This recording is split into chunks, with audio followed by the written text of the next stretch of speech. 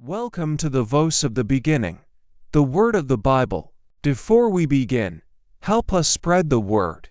Subscribe to the channel, like, comment, and share with those you love. And God blessed them, saying, "Be fruitful and multiply."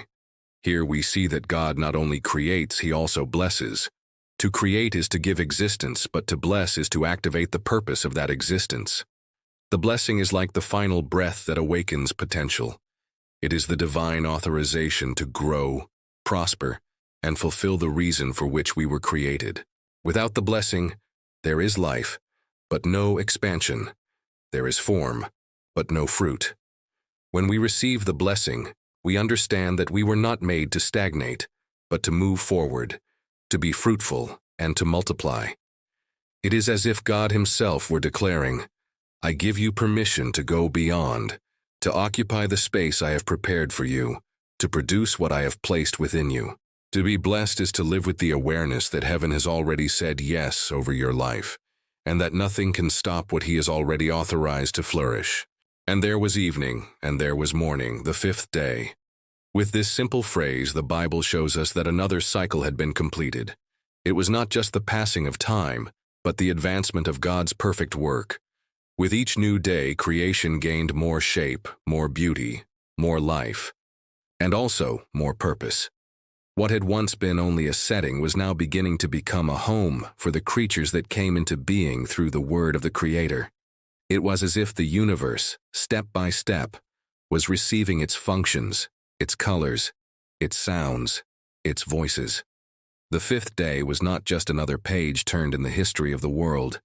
It was a reminder that every phase has its value, and that God's plan is built in cycles, complete, perfect, and full of meaning. And God said, "Let the earth bring forth living creatures according to their kind." And so, by the command of His voice, the animals came into being, each with its own nature, with unique characteristics, with defined instincts and behaviors. There was no confusion nor chance. Everything came into existence with order, with perfect balance. The Creator not only spoke, but established boundaries, functions, and harmony among all creatures. From the smallest insect to the most majestic animal, everything was given a role in the grand stage of life. God creates with detail. He does not improvise. He leaves nothing to chance. Every color, every shape, every movement was thought out. And just as He cared for creation, He is also taking care of every detail of your life. Even the things you do not notice, He is already arranging. Behind the scenes of your story, God is aligning pieces, adjusting paths, and preparing encounters. Because to Him, nothing is too small to be cared for, and nothing is too great to be accomplished. And God said, "Let us make man in our image, after our likeness." Now creation reaches its highest point, the apex of the divine purpose. Everything that had been created until then was preparing the stage for this moment. Man is not formed like the other beings. He is not just another creature in the sequence of the work. He is unique, distinct, bearing something that no other part of creation received, the image and likeness of God Himself. This means that, in your essence, you carry the mark of the divine. There is in you a reflection of heaven, an eternal spark that points to the Creator. It is not merely a physical appearance or a rational ability, but a spiritual capacity to relate to God, to reflect His character, and to express His will on earth.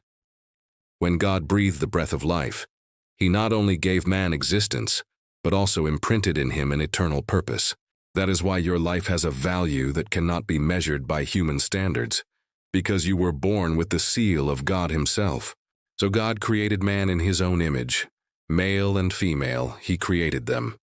In this moment, the creation narrative reveals not only the origin of humanity, but also the perfect balance of the divine plan.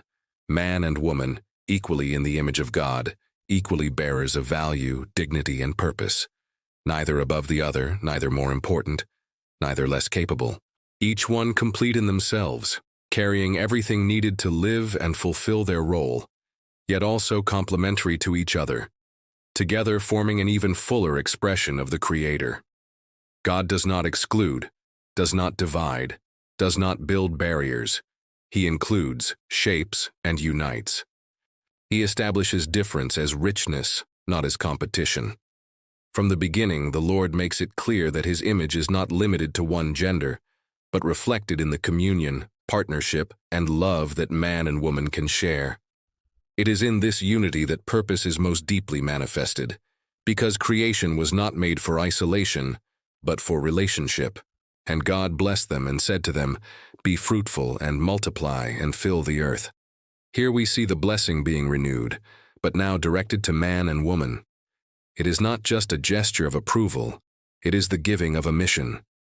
To be fruitful goes far beyond the act of bearing children. It is a calling to produce life wherever you are. It is to multiply goodness, spread justice, and cultivate peace. It is to make every place you pass through be transformed by the presence of God that dwells in you. To fill the earth does not only mean to occupy geographical spaces, but to fill creation with the reflection of the Creator, expanding His kingdom through attitudes, words, and choices that reveal who He is. This command is not a burden, but a privilege. The privilege of actively participating in God's work, bringing light to places of darkness, hope to discouraged hearts, and life where there was once barrenness. When He blesses and sends us, He is reminding us that we were made to impact the world with what we have received from Him. Behold, I have given you every herb-bearing seed. It shall be for food. With these words, God reveals that His provision always precedes the need. Even before man felt hunger or thought about how to sustain himself, the Creator had already prepared everything. Nothing was lacking in Eden. Every fruit, every seed, every plant was in the right place, carrying within itself the sustenance necessary for life. And this physical reality also carries a deep spiritual meaning. In God, there is provision for every area of our existence. He cares for the body, offering what we need to live. He cares for the soul, bringing rest, peace, and joy. And He cares for the spirit, nourishing us with His word and His presence. The abundance of Eden was not only material, but also a reflection of divine generosity. Just as God prepared the garden for man, He also prepares the way for us, providing resources, answers, and solutions even before we realize we will need them. And God saw everything that He had made, and behold, it was very good. At the end of His work, the Creator gazes upon every detail, every color, every shape, every life, and declares with satisfaction, "Very good." It is not merely a technical observation that everything was in place, but an expression of joy and delight in what had been created. God does not work mechanically. He puts His heart into everything He does, and you are part of this masterpiece. Your existence is not the result of chance nor the outcome of a mistake of fate. You were intentionally designed, carefully and lovingly shaped by a God who knows every detail of who you are. He looks at you not with a critical eye but with pleasure, and declares, "It is very good." This is the truth that should shape your identity. You are cherished, thought of, planned, and approved by the Creator. And if God Himself rejoices in having created you, then there is no voice in the world that can diminish the value He has already established over your life.